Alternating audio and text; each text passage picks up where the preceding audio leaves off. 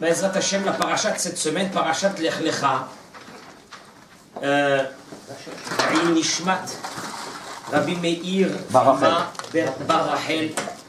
Que toutes ces paroles de Torah qu'on va dire ce soir seront le Ilou Nishmato, le papa de Simon. Amen. Adam Kacher. C'est dur de dire sur quelqu'un après sa vie. Adam Kacher. Adam Yere Shamaim. Behemet.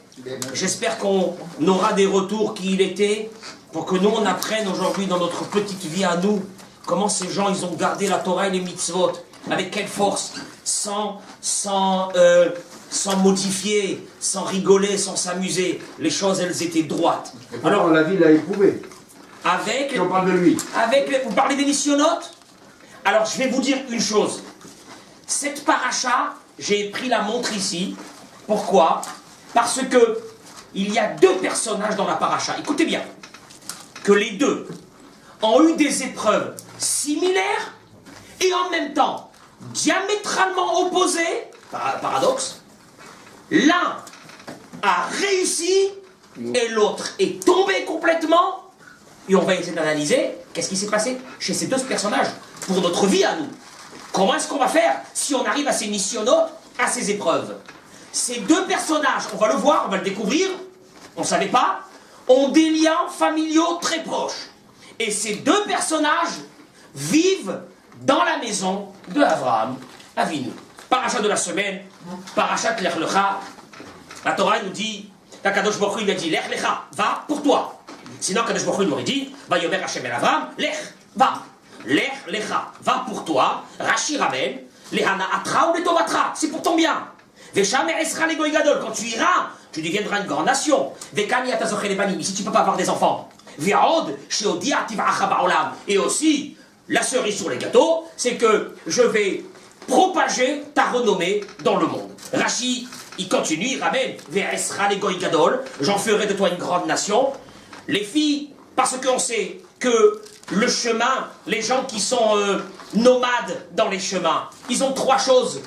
Trois dégâts collatéraux qui leur arrivent. Premièrement, c'est que le fait d'être sans arrêt dans les routes ne permet pas d'avoir une parnassa convenable. Deuxième, ça ne permet pas, du fait qu'on n'est pas posé dans un endroit, d'avoir des enfants. Troisième, eh bien, la renommée d'une personne se fait parce qu'on habite dans un endroit. Mais si chaque mois, tu changes de pays ou de ville, personne ne saura qui tu es, tu resteras un anonyme. Et là, Kadosh Baruch Hu lui dit, je te promets, 1, tu auras des enfants. 2, la parnassa, tu deviendras riche. 3, j'en ferai de toi, eh bien ta renommée va être une renommée extraordinaire. Bien, la Mishnah dans Masechet Avot, Baruch Haba, la Mishnah dans Masechet Avot, elle dit, Asara Nisyonot Nitnasa Avraham Avinu. D'où est-ce qu'on sait qu'Avraham Avinu a eu 10 épreuves? Où c'est marqué? Hein? Mishnah, dans Masechet Avot, elle dit, la Mishnah dans Pérégré, 10 épreuves a eu Avraham Avinu et il les a passées avec brio, les 10 épreuves. La Mishnah ne dit pas, c'est quoi les 10 épreuves, Amos? Marqué 10 épreuves. Après, casse-toi la tête. Le Barthénoura, il donne les 10 épreuves. Rabbeinu Yonah ramène à peu près la même chose aussi, les 10 épreuves. Le Ramban aussi. Voilà que le Ramban, il vient. Alors, il y a certains de ces grands maîtres qui disent que le premier Nisayon qu'a eu Avraham Avinu, c'était quoi? Le fait d'avoir été jeté dans la fournaise. Le Rambam, il dit pas du tout. Le Rambam ne compte pas la fournaise comme un Nisayon. Parce qu'un Nisayon, il fallait recevoir l'ordre. Il n'a pas reçu d'ordre d'Akadosh Baruch Hu de se jeter dans un feu. C'est venu de lui. Alors, c'est pas considéré comme un Nisayon. Mais en tout cas, le Rambam, parce que ça nous intéresse, le Rambam, il dit, le premier Nisayon, c'est Lech Lecha. Lech Lecha, ça veut dire de quitter ton pays et d'aller vers un autre pays. Très bien. D'ailleurs, le Rambam ne dit pas ça par hasard. Le Rambam, il prend lui un Midrash. Et qu'est-ce qu'il dit le Midrash? Le Midrash, il dit, le premier Nisayon a été Lech Lecha. Va de ton pays. Va de où tu es, vers un pays que je te montrerai. Et le dernier Nisayon, il continue le Midrash et il dit, a été Belech Lecha. C'est pas seulement un jeu de mots. Le premier Nisayon a été Lech Lecha de la paracha de cette semaine, et le dernier Nisayon a été Lech Lecha et l'Eretz Moria. Va sur le mont Moria pour amener ton fils pour l'égorger. Donc le Rambam, quand il dit que le premier Nisayon a été Lech Lecha, il a sur qui se poser. il a ce midrash. Très bien. Pourquoi dans la paracha, quand il dit va sur le mont Moria, il dit l'Ech Lecha? L'Ech Lecha, El, Eretz, Hamoria. Donc c'est deux, employé deux fois. Et deux fois l'Ech Lecha. Et le midrash il dit, le premier Nisayon a été l'Ech Lecha, et le dernier a été l'Ech Lecha. Tout celui qui lit ça ne comprend pas. Où il y a ici un Nisayon. Un homme qui n'a pas d'enfant. On lui dit, écoute, il y a un professeur au Mexique. Tu n'as pas d'enfant, ça fait 10 ans, 15 ans? Tu te rends compte qu'est-ce que c'est? Va au Mexique. Il y a un professeur là-bas. Il paraît qu'il fait des miracles. Dites-moi ici, est-ce qu'il y a quelqu'un qui va hésiter avant d'y aller? Alors, est-ce qu'il y a quelqu'un qui va hésiter ou non? Non. Bien sûr que non. Il n'y a personne qui va hésiter. D'autant plus que cette promesse d'avoir des enfants, d'avoir la richesse, d'avoir... Vient de qui? Pas d'un monsieur, pas d'un gentil copain, pas de quelque chose. Akadosh Baruch Hu Birvodo Be'atzmo, il vient et lui dit, Abraham, tu vas, ça va être une deuxième vie qui va... C'est moi qui te le dis, Akadosh Baruch Hu qui le dit. Vous appelez ça un Nisayon, vous? Non. Moi, qu'est-ce que je fais tout de suite? Moi, en 2 minutes, je prends mes bagages et je me sauve. Enfin, je vais rester un instant, je reste pas. Et alors, le pire, c'est la fin du Midrash. Et le Midrash, il dit, donc je répète, le premier Nisayon a été l'Ech Lecha, le dernier a été l'Ech Lecha pour amener ton fils pour l'égorger. Et là, les mots du Midrash, ils font froid dans le dos. Ve'eni yodeya eze mehem gadol. Et je ne sais lequel des deux est le pire. Alors moi, je comprends plus rien. T'as reçu toutes les promesses, mais tu vas avec des drapeaux, tu vas. En courant, tu vas. Et le Midrash te dit non, je ne sais pas lequel des deux est le pire. Est-ce que celui de partir vers le pays que je vais te montrer et tout ce que je vais te promettre, ou bien le dernier qui est prends ton fils et va l'égorger? Il y a un truc qu'on n'a pas saisi dans cette histoire. C'est quoi le Nisayon? Amos, c'est quoi le Nisayon? Bah, le premier L'Ech Lecha, c'est va et mes promesses, je les tiendrai. C'est dans le vent. Hachem, il lui dit ça. Mais quand même, il y a... Tu dis que ça veut dire mais quand même. Abraham Avinu, il doute un instant des paroles d'Hachem. Un enfant, tu dis va l'égorger, ça c'est sûr. Amos, on va rester dans ce que vous dites. Si quelqu'un il vous dit, vous n'avez pas d'enfant, il vous dit, allez dans tel pays, vous allez avoir un enfant. Vous n'y allez pas? Si vous y allez. C'est pas une épreuve. Ah, c'est pas une épreuve. Donc à plus forte raison, si c'est Akadosh Baruch Hu qui vous promet qu'en allant là-bas, vous aurez des enfants, vous avez une épreuve d'y aller? Non. C'est pas une épreuve. Ça veut rien dire. Mais attention, quand il a fait la 10e épreuve, il avait déjà vu Akadosh Baruch Hu dans les 9 premières. Il avait déjà Il quoi? avait déjà vu les miracles d'Akadosh Baruch Hu dans les 9 premières. Mechila, si vous regardez tous les midrashim, qu'est-ce qui s'est passé avant l'Ech Lecha? Abraham Avinu a été caché pendant des années. Abraham Avinu était en prison pendant des années. Abraham Avinu a été jeté dans le feu du Ur Kasdim. Abraham Avinu a passé toutes les épreuves du monde avant d'arriver à l'Ech Lecha. Vous pensez que c'était un nouveau là qui vient d'arriver, parler de Dieu pour la première fois? Abraham Avinu était celui qui était le plus sûr dans l'humanité que Dieu existait. Qu'on en parle ici. Vient le pasouk dans la Torah, il nous donne la réponse. Chazal nous dit Vayelech Avraham. Alors comment ça s'est passé? Avraham est parti. Tout de suite après que Dieu lui a dit, Avraham, il faut que tu t'en ailles, et je vais te bénir, etc. Vayelech Avraham. Avraham est parti. Moi, ça m'aurait suffi. Kacher, Diber, Elav, Hachem. Comme lui avait parlé... Une seconde. Hachem, il vient de lui parler. Il y a 30 secondes, Dieu lui a parlé. Qu'est-ce que la Torah a besoin de m'écrire? Avraham est parti comme Dieu lui avait demandé.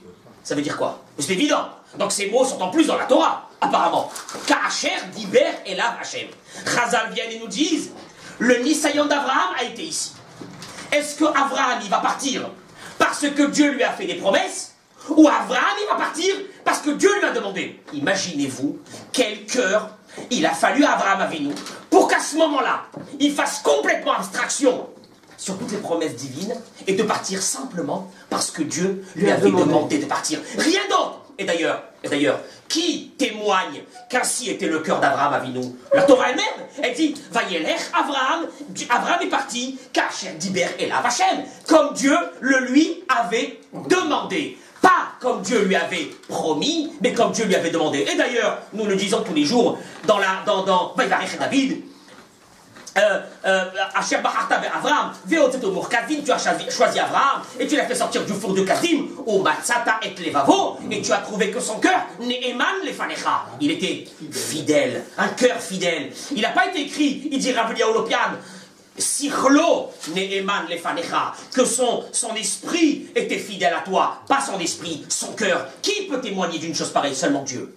Et Dieu, il a témoigné qu'Abraham Avinu, quand il est parti, un instant, il n'a pas eu dans l'idée qu'il doit partir parce que derrière cela, il y a une promesse. Mais simplement parce que... Est-ce que c'est possible d'arriver à ça? C'est peut-être plus difficile que la Akedat Yitzhak, je ne sais pas. Est-ce qu'un homme, quand on lui promet tout ça, et qu'il attend toute sa vie d'avoir un enfant, et à la fin il s'en va, mais il n'y a pas du tout un instant dans son cœur qu'il doit partir parce que Dieu va lui donner un enfant, mais qu'il s'en va simplement parce qu'Akadosh Baruch Hu lui a ordonné d'y aller. Ah, c'est une chose extraordinaire. En tout cas, c'est ça le Nisayon qu'on peut trouver ici. D'ailleurs, le Rambam ramène donc dans cette paracha, il y a 6 des 10 nisyonotes. Et dans l'autre paracha que nous allons voir, Vayera, il y a les 4 derniers. En tout, ça fait 10. Dans cette paracha, il dit le Rambam. Le premier Nisayon, je vous les cite parce que le 5e nous intéresse. Lech lecha me'artzecha, c'est ici. Deuxième, il dit le Rambam. Il arrive en Israël, la famine, la catastrophe.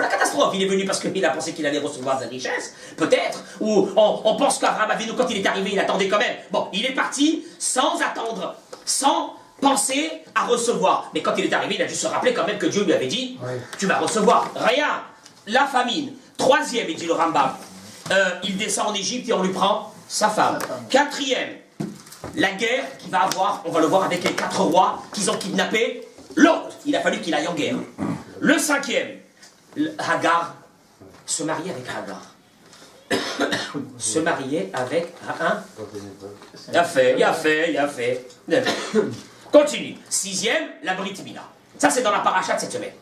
Paracha de la semaine prochaine. Le 7e, c'est le roi de Guérard, encore une fois, qui kidnappe Sarah. Elle a été kidnappée 2 fois. Le 8e, se séparer, chasser, enlever Hagar. Le 9e, non. Le 9e, eh bien, vu qu'on a enlevé la mère, eh bien, le 9e, c'est quoi? C'est d'enlever Ishmaël, son propre fils, de sa maison. Et le 10e, messieurs, vous le connaissez, c'est bien sûr Akedat Yitzhak. Le premier des personnages que j'ai dit qu'au début nous allons parler. Le premier de ces personnages, c'est qui? Eliezer. Vous avez entendu parler d'Eliezer, le serviteur d'Abraham? Où il apparaît pour la première fois dans la Torah, ce Eliezer. Eh bien, il est écrit, tout de suite, la guerre, et Lot se trouve à Sodome et Gomorre, il est kidnappé, il est pris, et la Torah nous dit, va y avoir Hapalit, le rescapé est venu, c'était Og Melech HaBashan, et il a raconté à Abraham, il a raconté que quoi, que Lot avait été kidnappé. Vaishma Avraham a entendu, Kinishma Ahiv, que son frère avait été prisonnier. Vayarek et Hanichav, il a armé ses hommes. Vayarek, il a armé et Hanichav. Ses hommes ont traîné. Yelide Beto, qui était né dans sa maison, Shmona Asa ou Shlosh Meot, 318 personnes. Avraham arme 318 personnes, apparemment surentraînées, qu'il avait suivi à la maison pour aller quoi? Pour aller faire la guerre.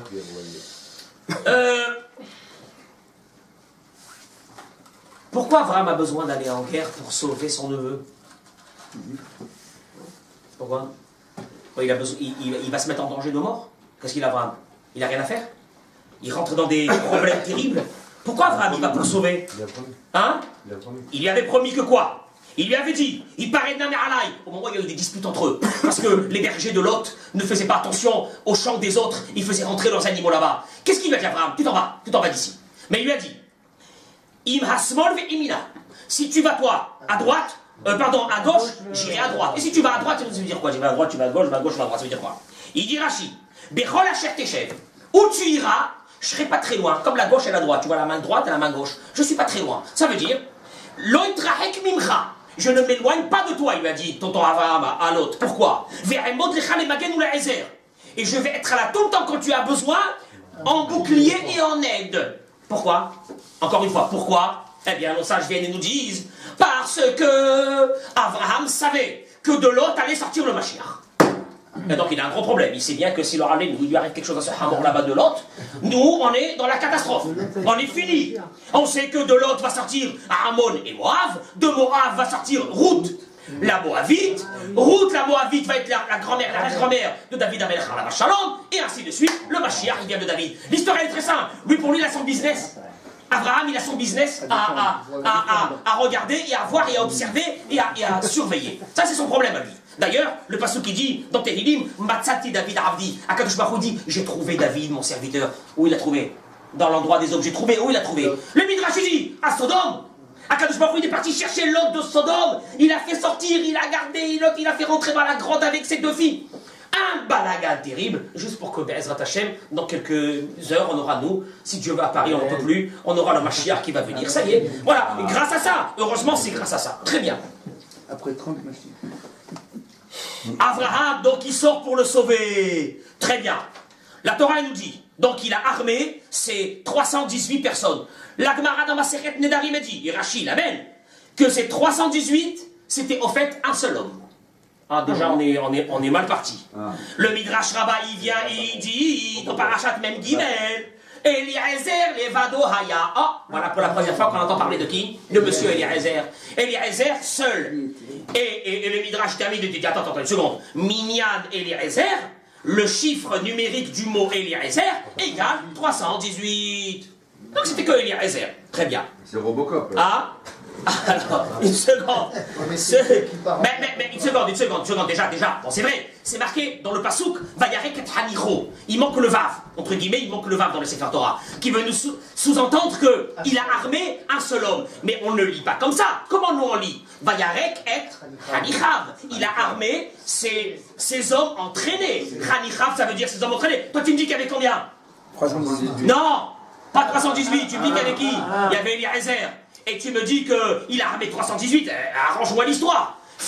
Dis-moi directement, il a armé un homme, puis après tu me cherches qui tu veux, c'est Eliezer, pas Eliezer. Mais ne me dis pas il a armé ces hommes entraînés, Hanichav, ces hommes entraînés, et tu me dis en plus quel chiffre? 318, et à la fin tu me dis c'est Eliezer. Tu joues à quoi là ici? Viennent nos sages et nous disent, les Midrash, comme d'habitude. Midrash Tanchuma dans Parashat Lech Lecha, Ot Yud Gimel. Il dit le Midrash, Vayarek, il a armé, c'est pas il a armé. Vayarek vient du mot léorique, enlevé. Un numéro ken, à quoi ça zérek? Ce verre il est vide. Rek. Vayarek, il a vidé. Qu'est-ce que ça veut dire il a vidé? Il dit le Midrash. Mais la mec chez Horiken Midvarav, il y avait 318. Des guerriers. Mais il les a vidés. Par ses paroles. Qu'est-ce que ça veut dire il les a vidés par ses paroles? Amar Lahem, il aura dit, s'il y a un homme parmi vous qui a fait une faute, attention, vous partez pas en guerre. Parce que partir en guerre alors que vous avez une faute sur votre dos égale à la mort. Alors, vous connaissez la suite? Ils sont tous partis. Qui c'est qui est resté seul? Eliezer.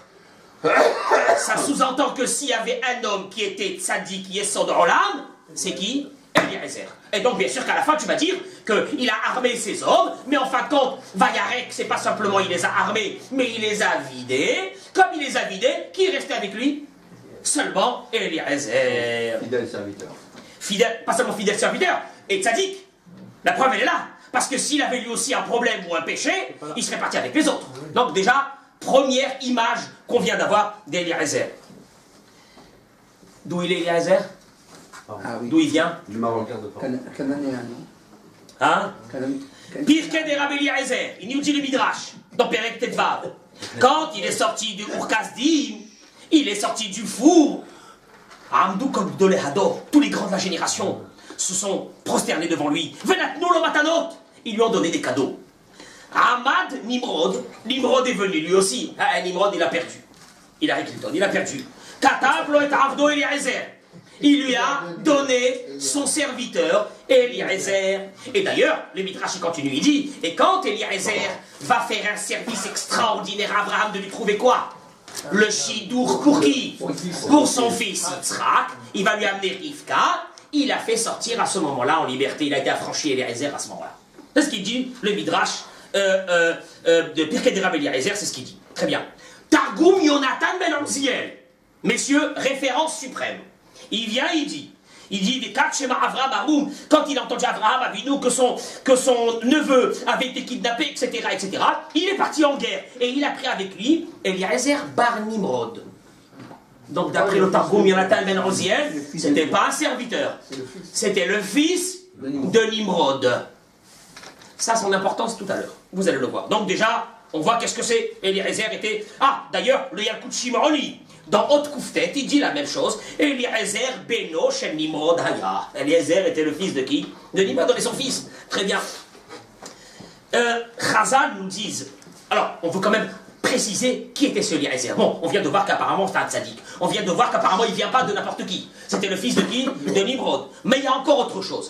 Au moment où c'est que Dieu, il lui fait des brachot à Avraham Avinu, et il apparaît à lui, et il lui dit, Avraham, il lui dit, Anochi magen lach, je serai un bouclier pour toi, srachar bemeod, ta récompense, ça sera grande. Quand je me parle avec Avraham. Réponse d'Avraham Avinu, qu'est-ce qu'il lui dit? Il lui dit, Vanochi, ma détenu, qu'est-ce que tu vas me donner? Vanochi olech hariri, et moi je vais partir de ce monde sans laisser un héritier. Ou Ben, alors il continue Avraham Avinu, le pauvre il a des soucis. Ou Ben Meshek, et celui qui est l'intendant de ma maison, ou Damesek Eliezer. C'est Eliezer de, bon je traduis les mots, hein. C'est Eliezer de Damas. Alors Rashi ramène, il te dit, ça peut être Eliezer de Damas, ça peut être que c'est Eliezer qui a couru derrière tous les rois jusqu'à Damas. Apparemment, toutes les guerres, elles sont là-bas, hein, elles sont dans le coin, hein, de toutes les guerres. Ou Begmara Shelanu Amou. Et dans notre Gemara, il ramène Rashi. Notre icône. Au fait, le mot Damesek, c'est une. C'est comment est-ce qu'on peut appeler ça? Une abréviation de deux mots. Damesek, dolé, il puise ou mashke. Et il arrose Mitorat Rabo. Ça veut dire en d'autres mots, le Midrash il te dit, s'il y avait un élève par excellence d'Avraham Avinu, du Gadol Hador, qui transmettait toutes les halachot, qui transmettait toutes les gemarot, qui transmettait toutes les lois, il y avait un seul. Si on avait un problème de halacha, chez qui on partait?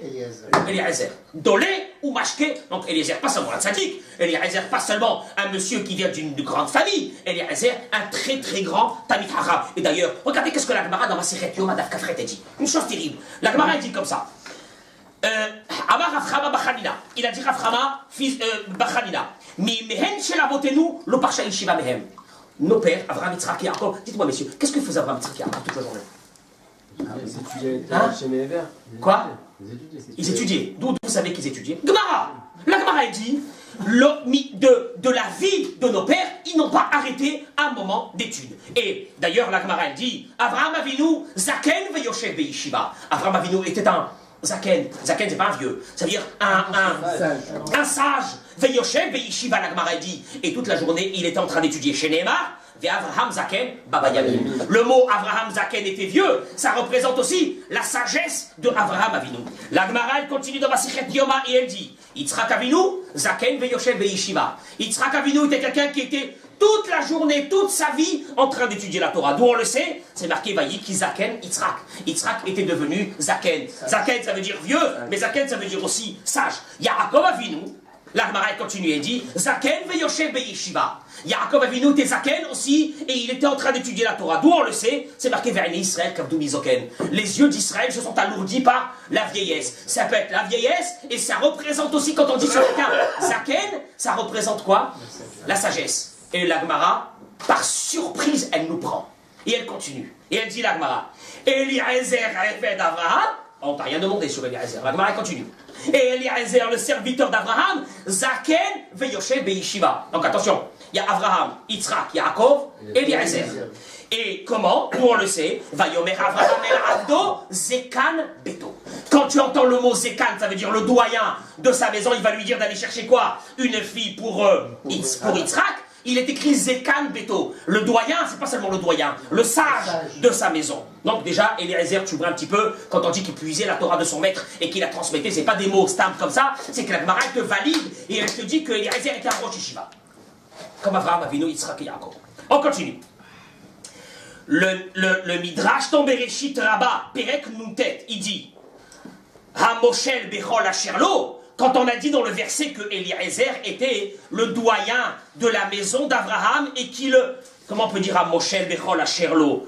C'est dans la paracha de la semaine prochaine, ça. On le retrouve. Dans la paracha, il est écrit... Voilà. Moshel Bechol Asherlo, il gouvernait. Bechol, tout. Asherlo, ce qu'il avait. Il dit le Midrash, de là, nous apprenons que Eliezer commandait dans ses mains sans Yetzer Hara. Que quelqu'un dans sa vie, il arrive à commander sans Yetzer Hara, que sans Yetzer Hara, il ne peut plus rien contre lui, et Eliezer, il est arrivé à ça. Viennent nos sages et disent, et d'où on le sait, les Mefarshim dans le Midrash, il dit d'où on le sait, que Eliezer, il commandait son Yetzer Hara. Il dit le Midrash, parce que la Torah, elle a dit Ha-Moshel Bechol. La Torah, elle aurait pu dire Eliezer, gouverner sur quoi? Asherlo. Asherlo. C'est que ça veut dire Asherlo? Tout ce qu'avait, merci, tout ce qu'avait Avraham Avinu. Qu'est-ce que ça veut dire Bechol Asherlo? Eh bien, il dit le Midrash, il est écrit chez Avraham Avinu, Vachem Berach et Avraham.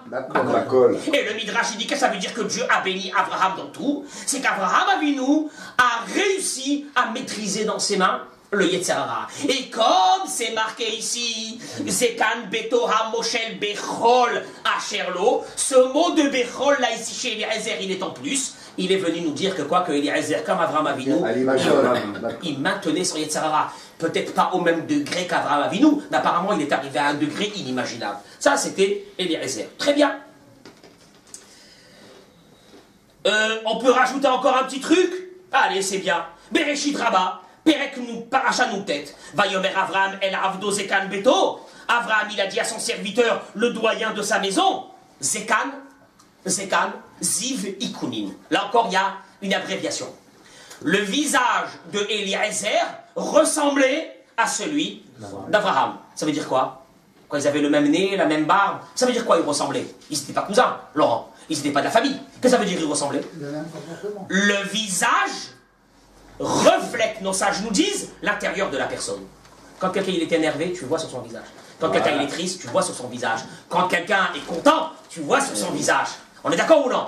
Ou des fois on dit sa tête elle me revient pas, c'est pas sa tête, c'est-à-dire il a le nez ici. Non, sa tête elle me revient pas, ça veut dire je sens quelque chose à l'intérieur de lui qui est louche. On est d'accord ou non? Eliezer avait le même visage qu'Avraham Avinu. Ça veut dire quoi? Que quand tu voyais le visage d'Avraham Avinu, tu voyais l'intérieur d'Avraham Avinu qui reflétait avec une splendeur et une kedusha extraordinaire. Quand tu regardais le visage d'Eliezer, tu voyais cette même splendeur et ce même reflet d'Avraham Avinu. C'est terrible. Donc Eliezer, il est arrivé à quelque chose de très grand. Vient notre maître Rabbi Yosef de Salan dans son livre Be'er Yosef. Et il dit une chose extraordinaire. On voit dans Parashat Chayesara. Là, je passe un petit peu à Chayesara, mais après on va revenir sur l'Echlecha. Hachem, il a dit, Avraham a dit à Eliezer, je vais te faire jurer sur le nom d'Hachem que tu ne prends pas une fille pour mon fils, mi benot ha-Kenaani. Des filles de Kenaan. Asher Anochi Yoshev Bekirbo.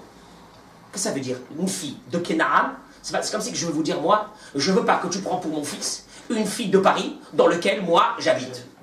C'est des mots en plus. Ça veut dire quoi, cher Anochi Yoshev Bekirbo? Il dit, Rabbi Yosef de Salan, une chose extraordinaire. C'est que, on le sait, Eliezer, tout de suite, quand il entend que Abraham cherche un chidour pour son fils, qu'est-ce qu'il pense? Il pense à qui, lui? Lui, il pense à sa fille. Il a une fille qui vit chez Abraham Avinu. Sa fille à lui. Pourquoi est-ce qu'elle ne serait pas bien? Abraham a tout de suite saisi cela. Et qu'est-ce que Abraham, il lui dit? Abraham, il lui dit, là, en plus, ça fait 70 ans qu'il sert Abraham Avinu. Il est dans une petite coute extraordinaire. Il puise la Torah de son maître et il la donne. Et cette fille où elle a vécu? Le Gadol Hador, dans la maison du Gadol Hador. Elle n'a pas vécu n'importe où. Elle a vécu dans la maison du Gadol Hador. Elle a dû avoir une éducation extraordinaire. Notre extraction. Mais bien sûr, extraordinaire. Abraham, il lui dit, tout de suite, on le sait, il lui dit, mon fils, il est béni, et ta fille, elle est maudite. Et un béni ne se met pas avec un maudit. Mais comment la fille, on vient de dire que c'est un tzaddik, qu'il avait... Eh oui. Qu'est-ce qui s'est passé d'un seul coup? Mais d'un seul coup, tout ce qu'on a dit jusqu'à maintenant, il tombe à l'eau. Alors, Parce que c'est le fils. Tzadik, ça, tu dis qu'est-ce qui se passe? Qu'est-ce qui s'est passé? Il vient le Kliakar et il dit une chose extraordinaire. Le Kliakar, il dit, regardez, Teva Avot Nimshach Labanim. Les caractères des pères, on les retrouve sur les enfants. Il n'y a rien à faire. Zodafka, alors attention, il te dit c'est quoi? Ça veut dire les caractères des pères.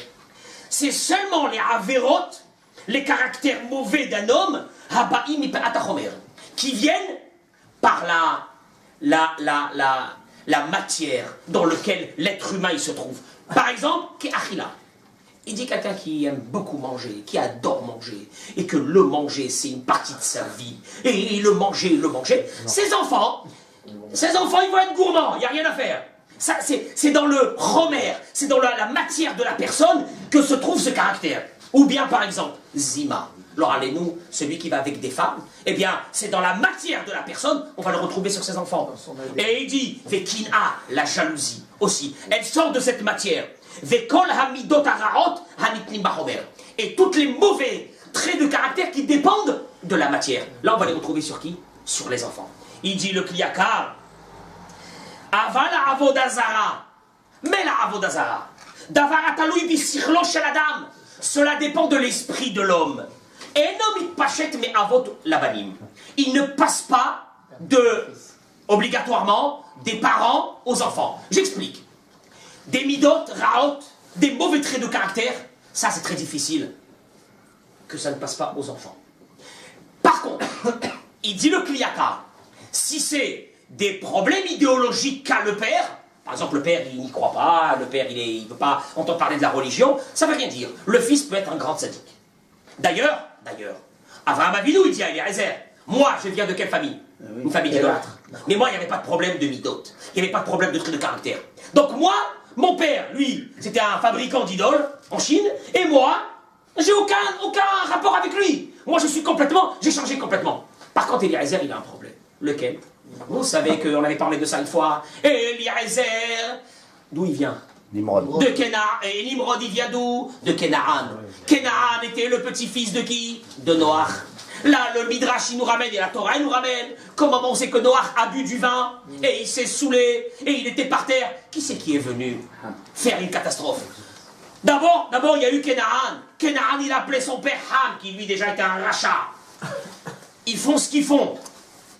D'après certains Midrashim, et d'après la Gemara, Kenaan a castré son grand-père en disant qu'il y a déjà assez de personnes dans ce monde, on ne veut pas que papy ait encore des enfants, parce qu'il y aura pour se partager le monde une méchanceté, une monstruosité. Ils étaient, je crois, 10 personnes à ce moment-là. Ça veut dire il n'y a pas de place pour nous tous. Ça veut dire un égoïsme, une méchanceté terrible. Noach, il se réveille. Qu'est-ce qu'il fait? Amos, quand il se réveille, Noach, il maudit qui? Arour Kenaan. Pourquoi Kenaan? Pourquoi pas Ham? Pourquoi pas le père? Pourquoi pas son fils à lui? Pourquoi Ham, qui était son fils, il n'a pas maudit? Parce que lui, il pensait que les midot de Raot qu'il y avait chez Ham, elles étaient que sur Ham. Or, quand il a vu que c'est passé à qui? À Kenaan, il a compris que là maintenant, c'est en train de devenir héréditaire. Donc il a maudit les générations qui viennent après. Eliezer vient de Kenaan. Avraham Avinu n'est pas d'accord. Je ne peux pas construire le peuple d'Israël sur des problèmes génétiques de cet ordre.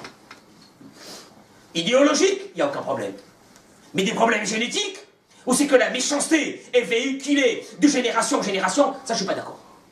Donc tu vas aller me chercher une fille de Haran, où c'est que moi je venais, où c'est qu'il y avait ma famille, et c'est là-bas qu'il va aller chercher Rivka. Qu'est-ce qu'on remarque ici? Il lui a dit, Lotikach Isham Ibenot Ha-Kenaan. De ce Kenaan, quel Kenaan? Au fait, il dit, Rabbi Yosef de Salant, il fait allusion à qui? C'était qui le Kenaani qu'il y avait ici, là? Eliezer. Il lui dit, Lotikach Isham Ibenot Ha-Kenaani. De ce Kenaani, ça veut dire de toi. Asher Anochi Yosef Bekirbo, que je suis à l'intérieur de lui. On vient de dire que l'intérieur de Eliezer était un reflet de l'intérieur de Avraham Avinu. Il lui a dit, surtout tu ne prends pas. Je ne sais pas, Rabotai Béhémet, je ne sais pas qu'est-ce que Eliezer a dû ressentir à ce moment-là. Béhémet, c'était un Isaïon terrible. Hein? C'est un affront. Un affront terrible. Et Eliezer s'en va. On le retrouve. Il arrive il arrive à Haran et il commence à prier. Comment c'est marqué? Vayomar. Et il a dit, Hachem Eloké, Adoni Avraham, le Dieu de mon maître Avraham, et trouve-moi s'il te plaît, fais-moi trouver devant moi une jeune fille, fais chesed avec Avraham. Comment c'est marqué? Vayomar. Vous connaissez un peu les tarmines qu'il y a dans le Sefer Torah? Vous connaissez un peu les tarmines? Le mot Vayomar, il y a Shalchelet. Je ne sais même pas comment on le dit. C'est Shalchelet. Combien de fois il y en a comme ça dans la Torah? Il y en a 4 fois. 3 dans le livre de Bereshit, 3 dans le livre de Bereshit, et une dans un autre endroit, mais 3 dans le livre de Bereshit. Vous voulez voir qu'est-ce que ça veut dire quand il y a Shalchelet? Qu'est-ce que c'est? Vous savez, Benjamin, qu'est-ce qu'il y a? C'est quoi ce Chalchelet? C'est par hasard, quoi. Il y a un païtan, il est venu, il nous a fait Chalchelet. Il a kiffé sur ce mot, il nous a fait un Chalchelet comme ça, marocain ou tunisien, tu nous le fais comme ça, extraordinaire. Chazal nous dit, où il est marqué le mot Chalchelet, c'est que la chose s'est répétée plusieurs fois. Quand il est marqué Vayomar, ça veut dire que Eliezer a prié plusieurs fois. Vous voulez savoir que c'est vrai? On va le retrouver, Yosef Hatzadik, avec la femme de Potiphar. Comment c'est marqué là-bas? Regardez. C'est marqué, voilà, la femme de Potiphar essaye de le séduire, et qu'est-ce qu'il fait? Vayemaen. Et il a refusé. Là-bas aussi, il y a Chalchelet. Il a refusé une fois, il a refusé une deuxième fois. Zroba, il est revenu, et il a refusé. On le retrouve où c'est? Chez Lot. Quand Lot, Sodome et Gomorrhe est en train de détruire, de se pulvériser, Lot, il a là-bas quoi? Il a son or, son argent, ses actions, ses affaires. Les anges, ils sont en train de lui dire de sortir. Et lui, il ne veut pas. Comment c'est marqué? Vaït Mahma. Il hésita. Là-bas aussi, il y a quoi? Chalchelet. On va le retrouver dans Parashat Vayera. Chalchelet, encore une fois. Ça veut dire qu'ils ont dû lui dire Yalla, Yalla, Yalla, il faut sortir. Combien de fois ils l'ont attrapé, il est reparti, ils l'ont attrapé, il est reparti. Combien de fois? Viens, nos maîtres, et nous disent la chose suivante. Quand il a dit Vayomar Chazal, nous disent Abraham Avinu, Eliezer, il vient de recevoir un affront terrible. Qu'est-ce qu'il fait? Qu'est-ce qu'on aurait fait à sa place? On va. Ok, on doit partir. On va. On arrive là-bas. On fait quoi? Petite prière de 3 minutes. On ne trouve pas et on dit Baruch Hashem. Maintenant, je vais retourner chez Abraham. Je le mets devant le fait accompli. Qu'est-ce qui va se passer maintenant? Il va prendre ma fille. Non, il prie et il reprie encore. Et nos sages nous disent, il a fait une chose extraordinaire qui était hors de ce que Naaman pouvait être. Et tout de suite, quand il arrive, qu'est-ce qu'il lui dit Lavan? Bo Beruch Hashem. Pour la première fois. Un de Canaan va sortir de Harour et il va devenir Bo Beruch Hashem. Viens béni de Dieu. Et il a fait rentrer à la maison. À partir de ce moment, Eliezer n'est plus maudit. Et d'ailleurs, le Midrash ramène qu'il a fait partie de ceux qui sont rentrés vivants dans le Gan Eden. Il a fait partie de ceux qui sont rentrés, on va pas rentrer maintenant dans ça, mais ça c'était Eliezer. Eliezer est sorti, Eliezer est arrivé au Nisayon, Eliezer il a été brisé en miettes, Eliezer tous les bons et loyaux services qu'il a fait à Abraham Avinu, Eliezer ce tzaddik. Et tu lui dis à la fin de tout ça, toi tu es maudit, et moi je suis béni, et le maudit ne se met pas avec le maudit, et le gars il continue normalement, comme si de rien n'était. Et il va, et il prie, et il remercie Dieu d'avoir réussi dans sa mission. Donc là, à ce moment-là, il a enlevé tous les intérêts qu'il y avait à l'intérieur de lui, il s'est annulé complètement devant Abraham Avinu, le Eved, le plus total. Quand on dit le mot Eved, et d'ailleurs on va l'appeler à partir de ce moment, comment on va l'appeler? Tout le Eved, le serviteur par excellence, c'est celui qui s'est annulé complètement devant son maître. Ça, c'est le premier personnage. Le deuxième personnage, on va essayer d'avancer vite, et parce que le temps passe. Sarah, dans la paracha de cette semaine, ça c'est, je pense, c'est une des choses les plus dramatiques qu'on a eues dans notre peuple. Elle s'est passée dans la paracha de cette semaine. Mais on va essayer d'analyser un petit peu, parce que c'est facile de dire n'importe quoi et n'importe comment. Il faut vraiment l'analyser pour comprendre qu'est-ce qui s'est passé. Et là, de se dire, Béhémet, où est le problème? Où est le problème? La Torah nous dit, Sarai et chez Abraham lo yada. Sarai n'avait pas d'enfant. Et elle avait une shivha mitzrit. Elle avait une servante égyptienne. Ushma Hagar. Et elle s'appelait Hagar. Omer Rachid dit, shivha mitzrit, c'était qui? Une servante égyptienne, c'était qui? La fille de Paro. Quand Paro il a vu tous les miracles qui ont été faits à Sarah, il a dit, parce que quand elle avait été kidnappée, il a reçu une tannée, il a dit, je préfère que ma fille soit servante dans cette maison et qu'elle ne soit pas une princesse dans une autre maison. Le Midrash, le Targum Yonatan ben Onziel, vous êtes avec moi? Il dit une chose extraordinaire. Et qui était Paro? Le fils de Nimrod. En d'autres mots, Eliezer et Paro, ils sont quoi? Frères. Hagar, c'est qui? La nièce de qui? De Eliezer. Pardon, Eliezer. Et les deux se trouvent chez qui? Chez Abraham. Je répète, Eliezer était le fils de Nimrod. Targum Yonatan ben Onziel, il revient et il dit Paro était le fils de qui? De Nimrod. Donc ce qui fait que Hagar, c'est la nièce de qui? De Eliezer. Ils se retrouvent les deux dans la maison. On est d'accord? Vous me suivez? Jusque-là, très bien.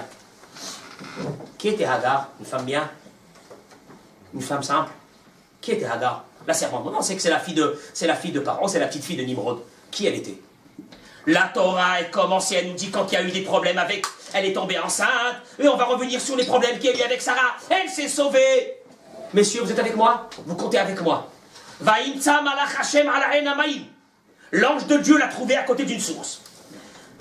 Vayomar la malach Hashem. L'ange de Dieu lui a dit retourne chez ta maîtresse. Vayomar la malach Hashem. L'ange de Dieu lui a dit je vais multiplier ta descendance. Vayomer la malach Hashem. L'ange de Dieu lui a dit tu seras enceinte et tu enfanteras un fils. Combien vous avez entendu minimum de fois qu'elle a rencontré des anges? Et Chazal ils disent chaque fois que c'est marqué malach Hashem, c'est pas le même ange. Elle a rencontré combien d'anges? 4 fois elle a rencontré des anges. Rabotai, Amar Rabbi Chia, il dit Rabbi Chia, Bour et Kama ben Rishonim laharonim. Regarde la différence entre les premiers et les derniers. Il parle de lui déjà, les derniers. Il dit Manoach. Manoach, c'était le père de qui, messieurs? Il faut lire le Tanakh un petit peu, messieurs. Hein? Voilà, le papa de Shimshon. Lui et sa femme n'ont pas d'enfant. Et voilà qu'un ange leur apparaît pour leur dire qu'il va avoir un fils qui s'appelle comment? Shimshon. Qu'est-ce qu'il dit Manoach à sa femme tout de suite? Après que l'ange est parti. Allez, on va préparer toute une autre tombe parce qu'on a vu un ange. Et aucun homme ne peut voir un ange et rester vivant. Ça c'est qui? Manoach. Et Madame Hagar, combien de fois elle a vu des anges tranquillement, discuter avec eux, tranquillement, elle parle, elle répond, normalement. Et regardez d'ailleurs qu'est-ce qu'elle dit l'Agmara. Dans Masechet Merila d'Afiyud Zaïn, l'Agmara dit, Rabbi Shimon Bar Yochai un jour a été envoyé pour sauver le Ham Israël. Il y avait une xéra chez l'empereur de Rome. Il a demandé à Kadosh Baruch Hu, je t'en prie Hachem, envoie-moi quelqu'un qui va m'aider. Mais envoie-moi quelqu'un qui va m'aider. Et voilà qu'apparaît devant lui un genou, un Shindalet. Il s'est mis à pleurer. L'Agmara dit, il a dit, Bacha Rabbi Shimon ve'amar. Il a dit, Rabbi Shimon, ma shifrat shel bet Abba nizdamena malach shalosh peramim. Chez notre père Abraham Avinu, une servante. Elle a vu des anges les uns après les autres. Et moi, même pas une fois, j'ai pas pu voir un ange. Maximum, Rabbi Shimon qu'est-ce qu'on lui a envoyé? Le maximum qu'on peut lui envoyer, c'est quoi? C'est un démon. C'est tout. Voilà ce qu'on lui a envoyé pour qu'il aide. Je crois qu'il m'a dit, attends, pas besoin de toi. Bon. Ça c'est Hagar. Et qui a été choisi pour devenir la femme d'Abraham Avinu par Sarah? Qui elle a choisi? Elle a choisi Hagar. Regardez, qu'est-ce qu'elle lui dit tout de suite, Sarah? Elle lui dit à Abraham Avinu, moi j'ai pas d'enfant. Alors, elle lui a dit comme ça, elle lui a dit, Bonaï Shifrati, marie-toi avec ma servante. Écoutez bien les mots parce que Rabotai, ce sont des mots dramatiques. Oulai Ibali Mimena, peut-être que je vais me construire à travers elle, à partir d'elle. Vaishma Avram l'école Sarai. Avram a entendu la voix de Sarah. Rabotai, Binyamin, ça veut dire quoi? Qu'est-ce que ça veut dire? Je vais me construire à travers elle. C'est Hagar qui va avoir des enfants. C'est pas elle. Et elle lui dit Avram, prends ma servante pour que je vais me construire à travers elle. Où on a trouvé ces mots-là? Rachel Imenu n'a pas eu d'enfant. Qu'est-ce qu'elle a dit à Yaakov? Prends s'il te plaît ma servante Bilha. Elle va enfanter sur mes genoux. Non, pardon. Et elle lui a dit elle va enfanter sur mes genoux. Je vais me construire à travers elle. Il en sort d'ici une chose rabotaille. D'ailleurs, Léa aussi, elle va donner sa servante. Qui a donné les noms à ses enfants? C'était Dan, Asher, Naphtali, Gad. C'était les enfants des servantes. Qui a donné les noms? Les servantes, leur maman? Pas du tout, c'est marqué dans la Torah. Les enfants sont nés. Vatikra, Shemo, Naphtali. Pardon, elle a eu un enfant, elle a appelé Dan. Qui? Rachel. Et elle a dit, va tomber Rachel. Rachel, elle a dit, Danani Elohim. Dieu, il m'a jugé, et il a entendu ma voix, et il m'a donné un fils. Mais c'est même pas son fils. Alken Kara Shemo Dan. Vous avez appris ici à Yesod, Laurent. Si Rachel a donné des noms, c'est que ces enfants-là, ils prennent la place de qui? De ses propres enfants. C'est comme si que c'était quoi? Ses enfants. Et d'ailleurs, les enfants des servantes sont devenus quoi? Ils sont devenus des shvatim. Ils sont devenus des tribus. Donc vous voyez, encore une fois, que quand la maman, quand la maîtresse, elle prend une servante et elle donne des noms à ses enfants, qui c'est qui devient, entre guillemets, la mère de ses enfants? C'est la maîtresse. Vous êtes d'accord avec moi? Non. Pourquoi? Il y a eu des disputes entre les enfants. Il y a eu des disputes entre les baptismes. Après, les enfants eux-mêmes étaient en train de dénigrer les fils des servantes. Mais chez Dieu, est-ce qu'il y avait une différence? Ils font partie des 12 tribus ou non? Shifteka, Dakadosh Baruch Hu, bien sûr qu'ils font partie des 12 tribus. Pourquoi? Parce que la maîtresse va prendre l'enfant et elle va lui donner le nom. Quand elle lui a donné le nom, l'enfant il devient comme si qu'il était l'enfant de la maîtresse. C'est ça le projet de Rivka. Pardon, de Sarah. C'est que Hagar va avoir un enfant, Veibané Mimena. Je vais me construire moi de cet enfant, je vais lui donner le nom, et ça va être... Ça peut être comme ça. Hein? Ah ben justement, on va voir qu'est-ce qui s'est passé. Et on va essayer de comprendre qu'est-ce qu'il y a eu ici.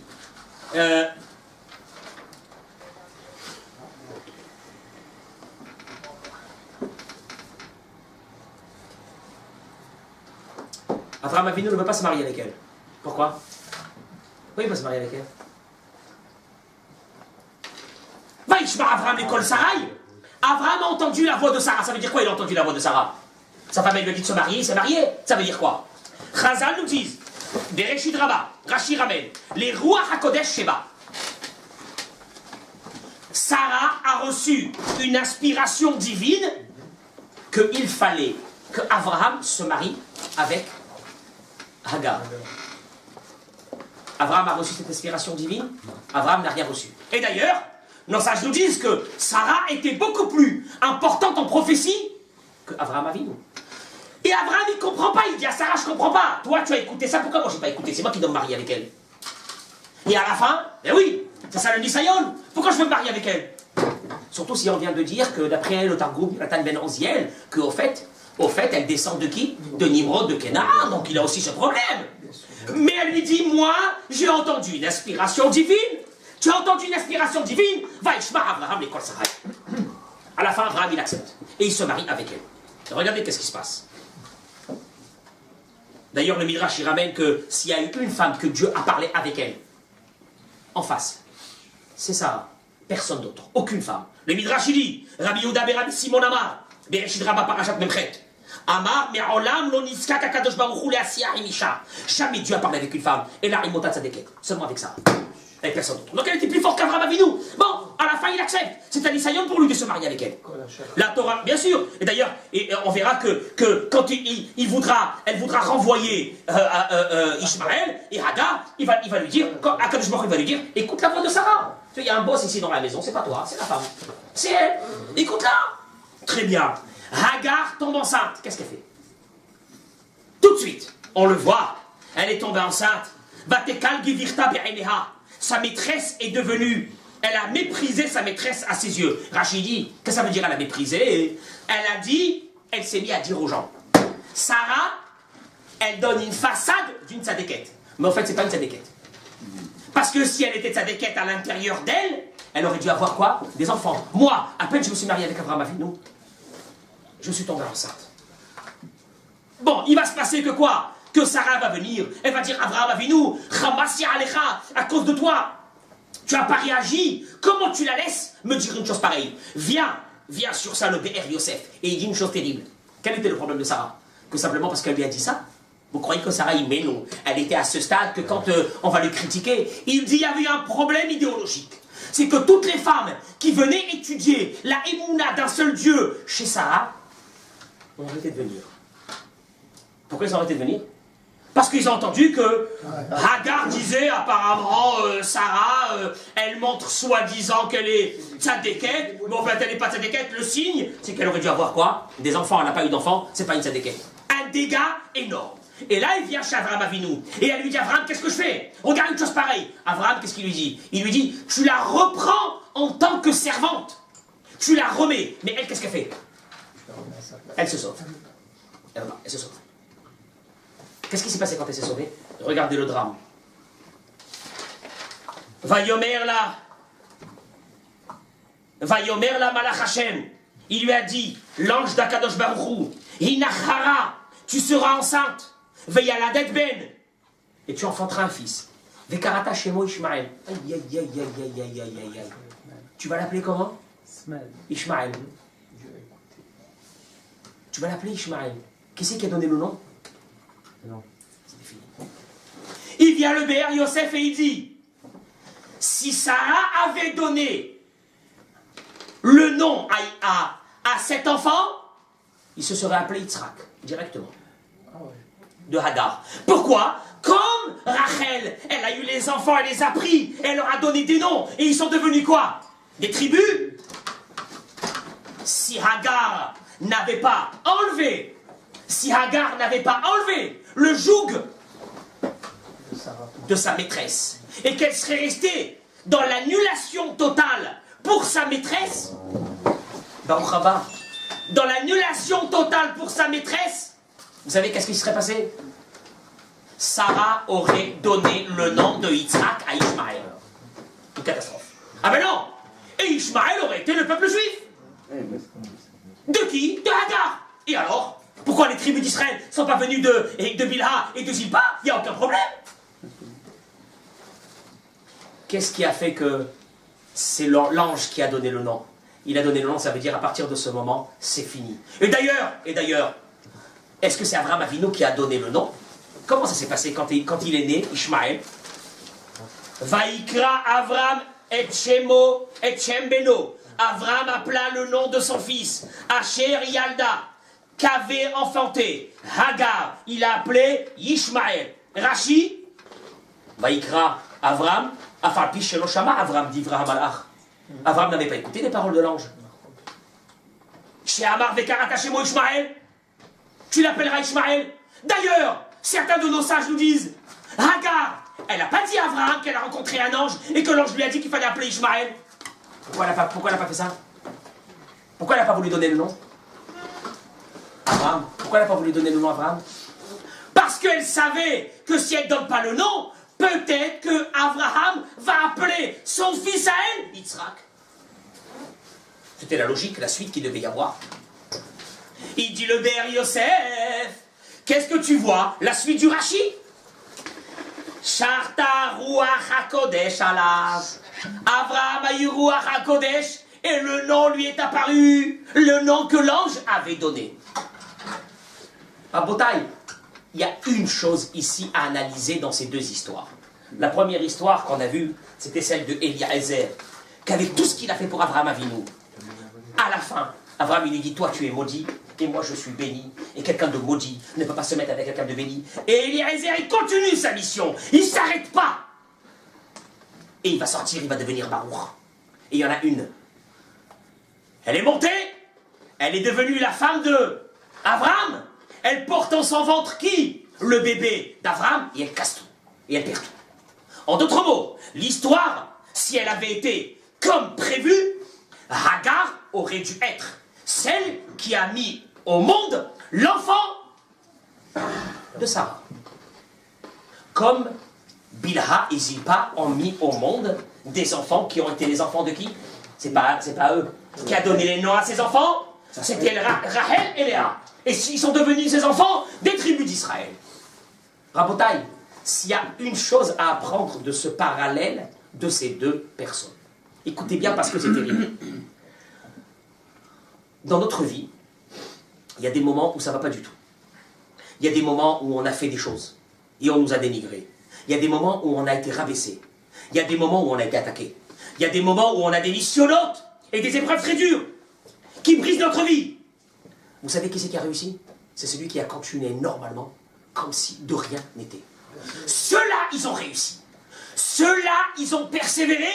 Et derrière le Nisayon qu'Akadosh Baruch Hu leur a envoyé, parce que c'est Hachem qui envoie le missionnote, c'est pas quelqu'un qui t'a cassé, c'est Dieu qui te l'a envoyé. Parce que derrière ce Nisayon, si tu tiens, il y a la lumière. Regardez, juste un petit clin d'œil. Comment il s'appelle Trump. Ils l'ont massacré. Il y a un mois, mais il y a un mois, on disait il était mort. Il y a 2 jours, la veille. Et la veille, il était un balagan. Mais vous croyez que lui, il a compris. On ne s'arrête pas. On continue. Regardez où il est arrivé. C'est Nora Verayom. Un autre, qu'est-ce qu'il fait? À un moment donné, je peux plus, je me retire, je peux plus, où je vais aller comme ça. Avec toutes les accusations, avec tout ce qu'ils ont dit sur moi, avec tout ce qu'ils ont fait, jamais j'arriverai.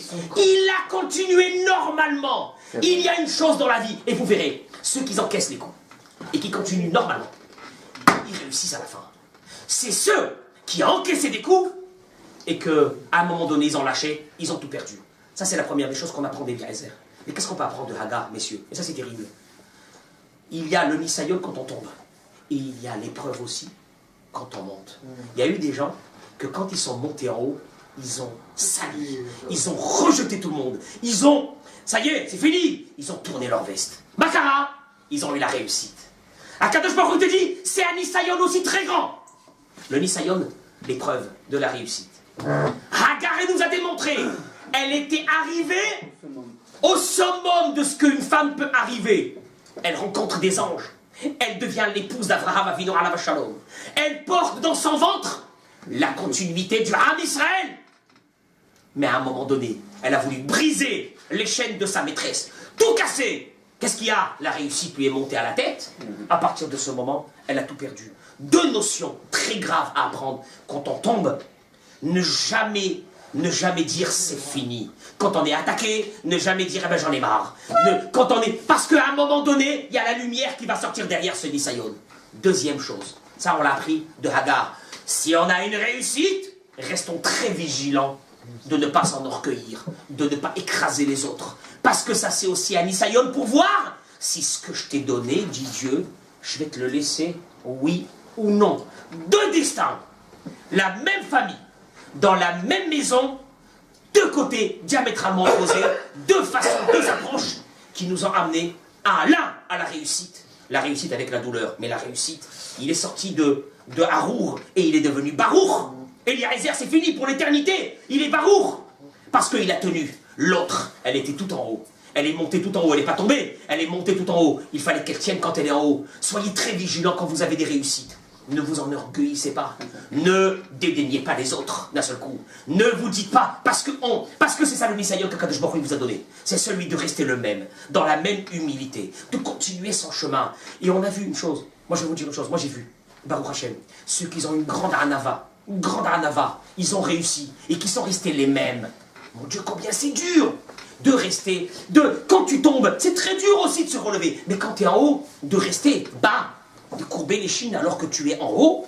Mais ça veut dire quoi? Mais la réussite, c'est quoi justement? C'est quoi la réussite? C'est que je monte à tout le monde, que j'ai plus besoin de personne, et que je m'en fiche de tout le monde, et que tu restes avec la même anava. Sachez une chose, cette réussite, elle ne quitte jamais la personne. Elle reste avec la personne. Et quand la personne, Hasbe Shalom, elle brise tout ça, alors allez-nous, voilà ce qui est arrivé à Hagar. Elle portait le Ham Israël dans son ventre, et elle a tout perdu. Voilà ce qui est arrivé. On a Ishmaël. C'est quoi Ishmaël maintenant? C'est celui qui va nous faire tellement de souffrance jusqu'à qu'on va prier à Hachem et Dieu va écouter notre voix et il va nous envoyer le Mashiach. Amen.